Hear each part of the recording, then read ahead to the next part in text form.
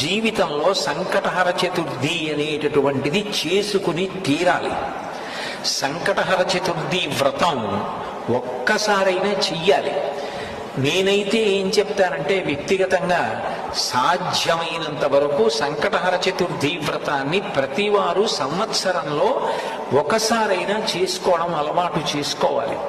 నేను ఎందుకు ఈ మాట అంటున్నానంటే, వేదవ్యాసుడు దేవీ భాగవతం చేస్తూ ఒక మాట అంటాడు, కాలో హి బలవాన్ కర్త సతతం సుఖదుఃఖయో నరాణం పరతంత్రాణం పుణ్య పాపానుయోగత.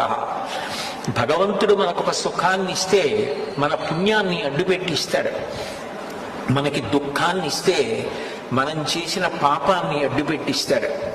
నేను చేసిన పుణ్యమేదో నాకేం తెలుసు?